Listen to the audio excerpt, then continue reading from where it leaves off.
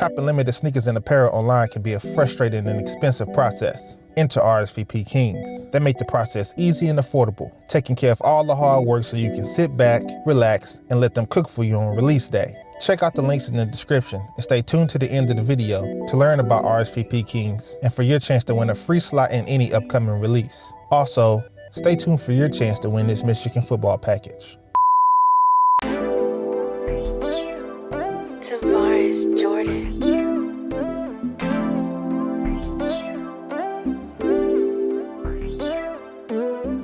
What's going on, world? Brand new episode of Royal Key there on your screen. I'm your host, George Kill, and I'm here in Ann Arbor with my man, Gary of Michigan Equipment. Gary, what's going on, man? How you doing, sir? George, we welcome you to the Michigan football facility, the Schembechler Hall. It's just great to show off our new facility here. This was just remodeled this year.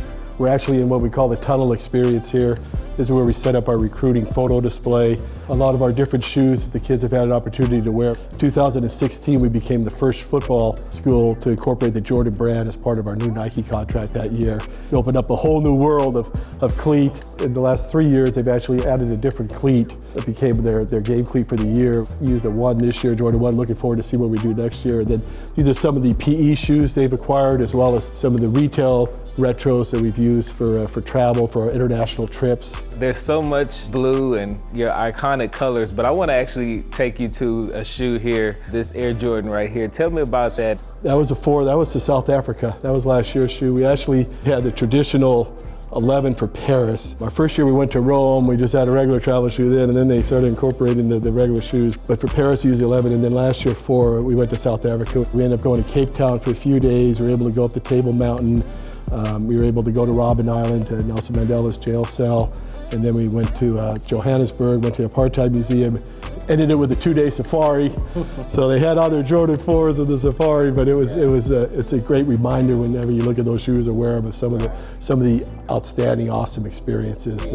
Now, you mentioned earlier that you guys were the first Jordan football program. You know, when I started, I think they still had the Riddell with the white shoelaces and everything, some old Wilson shoes. We had, we were just dreaming of Nike when I started some of the places I was. And then, I was fortunate my last place, we were Nike, but then to come here and all of a sudden, by the way, I was hired, we're switching into Jordan next year. It's like, wow, I had to start studying a little bit and finding out how special this was. We'll see when we get to the equipment room later. They actually made us a sample shoe of the 1 through 30 Jordan retros in the Michigan colors. Now, this is the biggest weight room in the country. I believe it is for football, yes. What's unique about this weight room? I just like that it's so well thought out. You got the hill, you kind of do your running up and down the hill right there, and then it looks right out on the practice field, so you guys have guys rehab and then you get their work in and still keep an eye on practice outside.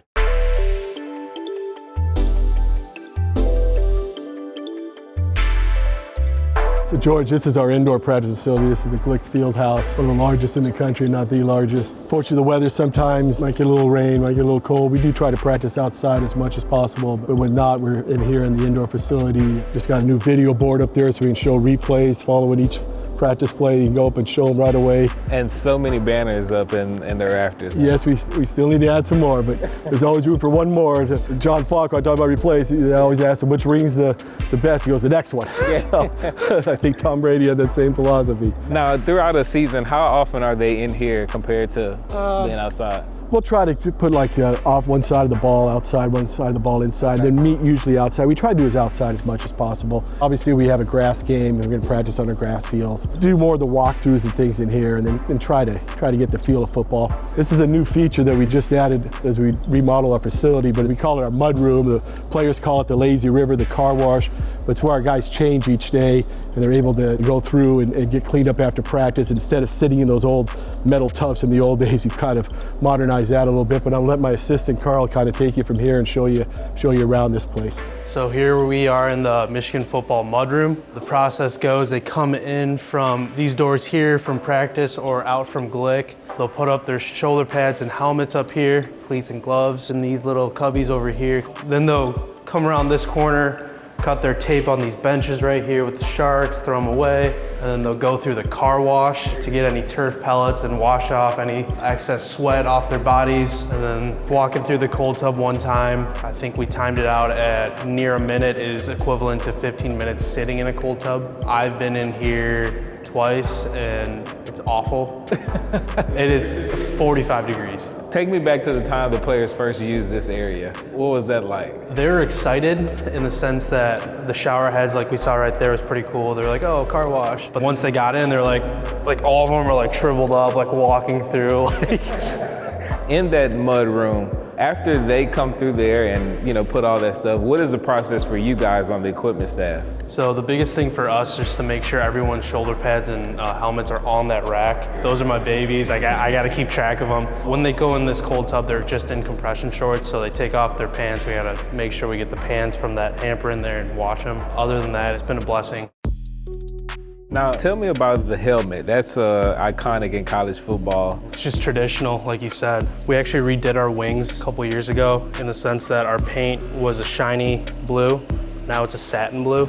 And then this past year, we redid our wing profile to make it look menacing. It's kind of cool how it changed over the years. As well as every Friday night, we actually take paintbrushes to cover up these nicks rather than Sharpies. We have a painting party every Friday. But then we also have our Wolverine decals that were introduced with Coach Harbaugh here. Sonny, the head equipment manager here, puts those on every Tuesday after a win. By the end of the season, these things will be covered up in Wolverine decals, which is pretty cool. Yeah. And what is that method? How do they get these decals on? Everyone gets one if we win. If it's a Big Ten win, it's two. If it's a big win, they might get another one. And then there's little things throughout the game, like if they're graded out well, they get some extra stickers. If they got an interception, touchdown, etc., they'll get extra stickers. All right, that's it for the mud room. Let's get you back to Sonny here. These are our electric bites we give back and forth from the stadium with. Say a player leaves his cleats here when we're getting ready for a game, so we weave through the fans on this thing, but yeah, go catch up with Sonny here.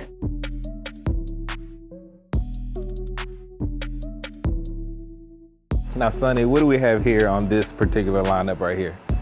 Just some of the retros, starting off with the cleats. We got the 13s, the 11s, my favorite, the 1s. They call it, I don't know, it's kind of like the Fab 5 inspiration. Then this is 12 PSNY. That's one of my favorites too. And then we got 9 boots. These are pretty convenient for around here. And then we had these for the South Africa trip. These were the Paris trip, and then we got the Snake 11s. Now, which shoe, when the players saw it, was the craziest reaction?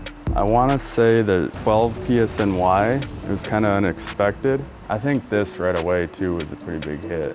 Honestly, all of them. Every time they're just jacked. Now, how do you guys go about, I guess, presenting the players with these shoes? We try to keep it somewhat secret. Some guys, you know, find out one way or another. Sometimes they'll come to the room, like especially the PEs, like sign them out. But more of the retail retros, we might have them in here and be out in the hallway and just like check your cubby. Yeah. And then they pop open the door like it's a Christmas present and start freaking out. My last 2 questions, who is the biggest sneaker guy in the equipment room? And then also, who is the biggest sneaker guy on the team? I get labeled a pretty big sneaker guy, okay. But I'd say Carl's a big sneaker guy. I mean, he's definitely a cleat guy. He knows the cleats. He's the go-to for that. Players on the team, there's so many. So this is just a concept. It's not out, not coming out. It's from the first year I came up with the idea of it's Harbaugh from the feet up. He's always got the black cleats on. So you got the black bottom up into the gummy runner because of the khakis. Simple navy top, Coach Harbaugh skinny M with the maize lace with a little whistle medallion. So George, this is our newly remodeled equipment room. Still in the process of getting some graphics up here. We're going to try to highlight the retros and some of the 23 logos and things like that. This is the shoes I mentioned to you before. When we first came out 3 years ago in the Jordan brand, they actually made a retro for us in each of the 30 Jordan retros. Which one did the players, I guess, make their initial reaction that was the crazy? I think probably the 11s, because they did the original 11 shoe as the Paris travel shoe. Then all of a sudden that became our cleat. Now, as far as your 40-year career, you've accumulated a lot of different things. As we talked about some of those international trips, this is probably my highlights. I mean, you got the Paul Bunyan Trophy replica week, you got the little brown jug for the Minnesota Florida game, Paul Bunyan for the Michigan State game. I'll show you a better picture across the street of the stadium, but there's a picture of the Pope receiving his helmet and his shoes from Coach Harbaugh at the Vatican. That doesn't happen every day. And then our Paris trip, we went to the sites there. Really not much to be said here. This is actual sand from Normandy Beach. And up here, this is our staff posing in front of Table Mountain in South Africa and Cape Town. It was so nice to get away and actually do something with the players that they'll remember a lifetime. It's just not football, but more about getting out in the world. Through your 40 years, what is your favorite thing about being a part of the equipment team? I think the favorite thing is just the experience. These are the players. They come back, and one of the first places they usually visit is the equipment room to see some of the support guys. When a guy comes back, even if he's not an NFL guy, he's a professional doing something else.